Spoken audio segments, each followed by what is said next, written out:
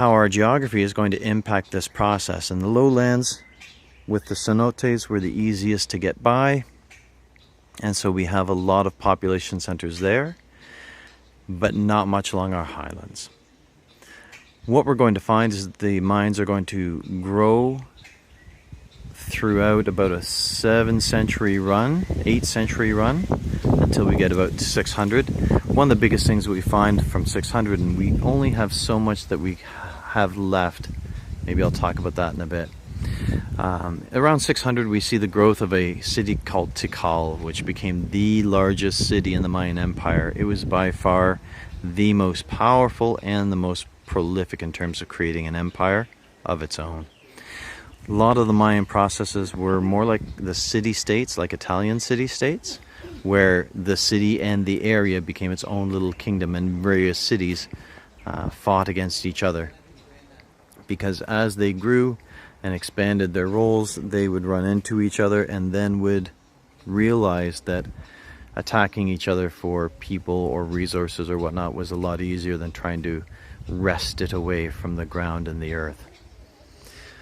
And so Tikal becomes the largest center, and it will create a golden age, and we're going to see several temples and several monuments being built each year, and each one of these things, like the Castillo, takes huge amounts of effort. And so what we can tell is that they were very, very prosperous. And then all of a sudden, right around 850, it started to just disappear, and people left in droves. And to be honest, the historians really don't know why. There's a lot of very popular theories about this. One is that there is a huge cooling down process in the atmosphere, and this was worldwide. It's been recorded in other places as well. But when you cool things down just a little, the water disappears. And this will change everything, because as we said, water is a very valuable and scarce resource here, and if you start losing water, everyone dies. And we see a lot of starvation. There was also a lot of warfare that was going back and forth, and we'll talk more about warfare in class, but another big theory is that they just simply killed each other until they couldn't sustain the societies that they once had. There's a third theory that I can't remember off the top of my head, so I'm just going to skip that one if you don't mind. And so what we see is that these cities become abandoned, and literally almost abandoned overnight. They're deserted in a very, very short amount of time. And there's nothing left of them. And so they will disappear, and the Mayans will go back to almost subsistence, to very, very small societies, and almost disappear. And we won't see the existence of large cities for another almost roughly 200, almost 300 years. Let's say 200 years. So right around our thousands, our 1100s, we're going to see the beginnings of new cities, or of repurposed or rebuilt cities built upon old stations. Chichen Itza is one of these. It was the biggest center in the post-classic period, sort of in our terminal classic period is one of the names for it, because it is the last stop. And it is going to create and form this entire network with stone roads extending in all directions, but mostly out towards the sea, where they're going to dominate the maritime trade and be able to bring goods in from all over the place and create prosperity for all of its people. It's going to create a huge city, and as much as we love the idea of the ball court and the Temple of Kukulkan and the Temple of the Warriors, one of the things I want to remind you, I'm just going to move over here and show you, is that this is wonderfully well kept, but just beyond that wall there's jungle.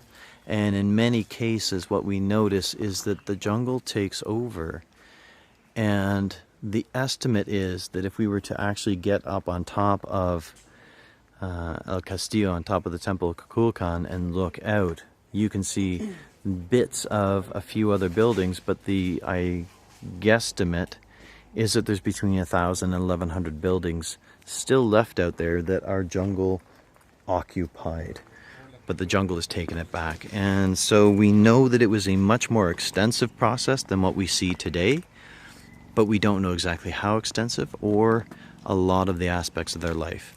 One of the reasons for this is for the Spanish, actually. When the Spanish came in, they started with our Aztecs and came down to our Mayans. As they went in through the Yucatan, they are actually not very successful because the Mayans were kicking their posteriors, but eventually they took over and subjugated all the Mayans and converted them to Christianity, taking them of their own native religions. And there is a bishop, Bishop de Llama, I think, I'm gonna have to look that one up, who is a particularly nasty man and documented very thoroughly all of the things he did, some of which were pretty cringy. But one of the things that he did do, not only did he spend a night and create 3 huge bonfires and took every book he could find in the Mayan language and burn them all, because the Mayans were the only ones in this area in Mesoamerica that truly sort of have a written language. So he destroyed all of this culture, all of this knowledge, all of these books. But on the other hand, the one thing that we do have to thank him for is that in his books he actually wrote down the alphabet in ancient Mayan. And so we know the signs for the letters. Not all of the letters, because what he was doing was trying to decipher for Spanish. So all of the sounds in the Spanish language were going into the Mayan alphabet. But it gave us enough that we can start to recreate all of the words. And the nice thing being, of course, is that even though the Spanish subjugated and killed thousands and thousands of Mayans, I'm not going to say millions, but thousands upon thousands, hundreds of thousands of them. By the time the Spanish were done, 90% of the Mayans were killed by either disease, war, or starvation. But the remaining 10% continued to keep part of their culture, to keep some of their stories orally, and to bring back part of that process. Not enough to give us a really solid picture, but enough to bring us back, and so that we can look at things like these and know a little bit about them. Just on a side note, there's so much more back there. Now, this time around, when I came here, there's now, like you see, a solid wire. You're not allowed to go back through the pathways anymore, but still, that's a good thing for the preservation of these ruins as they are. Chichen Itza, as I said before, is the most popular archaeological ruins in Mexico. Somewhere between 2.1 and 2.8 million people arrive here every year. But if you could imagine 2.8 million people walking up these steps every year, you're going to see a lot of degradation.